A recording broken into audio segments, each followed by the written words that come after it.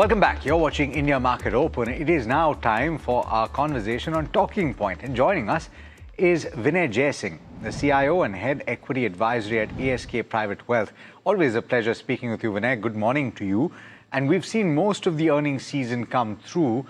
It looks better than anticipated. A lot of people are positive, but a couple of questions arise. One, is there a possibility that some of this may be flattering to deceive? You could see a worsening in Q2 before it gets better again in Q3 and Q4. One. Two, are we on a dangerous footing right now, considering that the external environment has once again worsened? Alex, thanks so much for the invite. And, just heading on your two questions, it's a fact, most of our companies which we cover in our universe out here have given us more hits than misses. Overall, I would say somewhere between 48% of our estimates of the full year's profits have been achieved. And that's a good news for us. So the direction is right as far as the Indian market is concerned. For earnings, better numbers have come in small cap and mid cap as compared to large cap. I think these are the two basic comments which I would make. Having said that, the sector which has seen maximum liquidity inflows, which has given promising signs, has been the financial sector, especially the NBFCs. Having said that, moving to your first question, will the next quarter be a lot more difficult than the previous quarter? I think you've seen the average crude oil price moderate to coming down. When you were there in Jan, Feb, March, you had a little bit of inventory left in the system, which is vanished in April, May, June. So most of the companies which are depicting results are showing a little worse results than better results because the inventory levels would have been drawn down to zero if they had any energy feedstock, and energy prices in the last quarter would have been higher than most of the analyst estimates. Also, if you would look at the State of Hormuz area and the ships which are flowing through that zone, they would be very limited. So the supply disruptions were maximum in that quarter. So I think Q2 should be, the quarter which went by, the April, May, June quarter should be a lot more weaker than the quarter we are going into.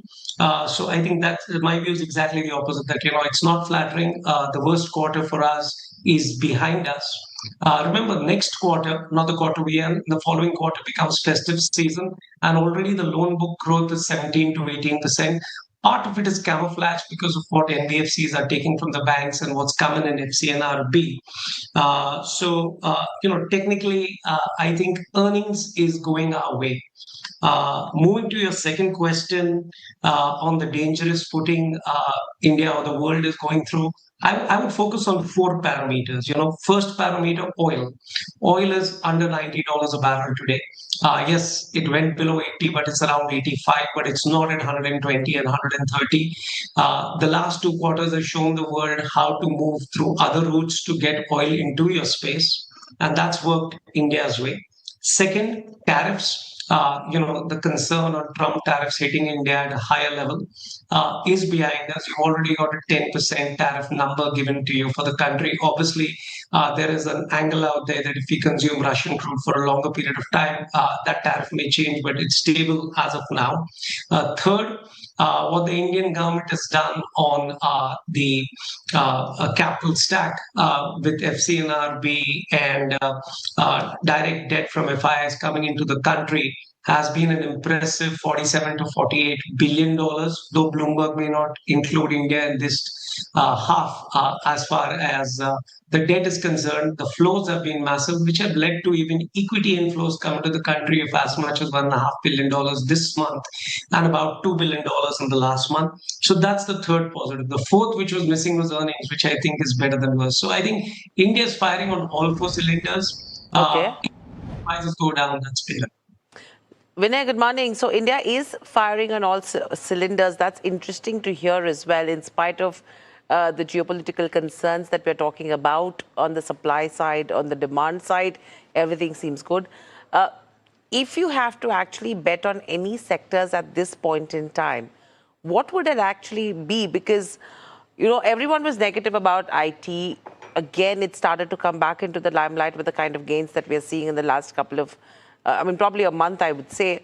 Pharma, probably in focus as well. So are you still looking at export-oriented sectors, or would you say it's best to look at domestic-oriented sectors? I think the rupee is firming up, so it's a lot better to look at domestic sectors. Also, if you had to look at one sector or one subsector, I would say, do the sector wherein the Indian government indirectly has given a lot of SOPs because of FCNRB coming in of, as much as 40 billion, another $8 billion of debt. The liquidity in the banking system is gallon. Consumption should take off, and one space which gains is NBFC.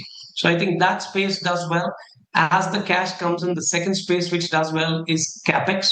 So focus on those companies which are domestic capex providers, the capital good industries, or which have firm contracts globally. These are two spaces we are most excited about. Okay, so if you're looking at the financial space, and Vinay, one would assume that if on the fringes foreign institutions are once again starting to deploy, the data in July suggests that, the data at the start of August also suggests that. So therefore, how would you play that, Vinay? Would you go to the large private banks, or do you go to the NBFCs, anticipating that at some point your yields are going to head higher? There's going to have to be monetary policy action, even if that did not take place in the policy gone by. We would bet on NBFCs over bank at the current situation, just because they're getting the consumption growth a lot more than the private banks. So if you look at the results of any of the NBFCs which have come out, all of them have shown you already, and I'm not even talking the impact of the liquidity which is coming into the market currently, but if you see the last quarter's numbers, you name the NBFC, and their loan book growth has been between 17 and 21, 22%, which is far higher than that of most of the private banks. And this is, I think, just the start. You will see this sustained. Most of them have been speaking about a 20 to 25% loan book growth. So for me, it's NBFCs over the private banking space. Okay. Vinay, the other thing I have a question for you is, what do you make of this entire MDR space? Because we're talking about benefits that will come into fintechs as well, but a lot of banks that could benefit out of it as well. What is your view? So, my perspective, it is not as big an impact as, again, I'm sorry, I'm keeping on repeating the liquidity angle coming into the picture, having come its way. What you will see is, as most of the banks and most of the NBFCs are themselves becoming fintech, MDR would impact them as well. So my perspectives, I would stick to what I was telling you, that net, the financial sector as whole is doing a lot better. I like stronger balance sheet companies, and that's where we would bet over. I would say the NBFCs over banks, and banks over the fintech names. Okay, Vinay, another theme that really has been spoken about, and I think in 2026 itself, we've seen a number of these themes come and go. One, of course, was the energy theme, and you can still continue to play it in some form or the other. But the other conversation that increasingly is being had, and we've seen some of these numbers come through, is the automotive ancillary companies that are now looking beyond the shores of just the OEMs to cater to aerospace in certain pockets, precision engineering in certain other pockets. Is that an area that you're very focused on? Absolutely. So aerospace and defense, whether it comes from auto ancillaries or it comes from precision engineering companies, I think are doing extremely well.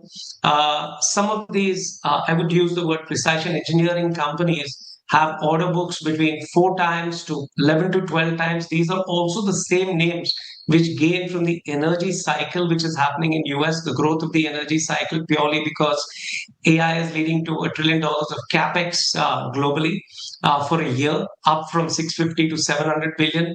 25% of that goes into the capex mode, 75% of it goes into the hyperscaler mode.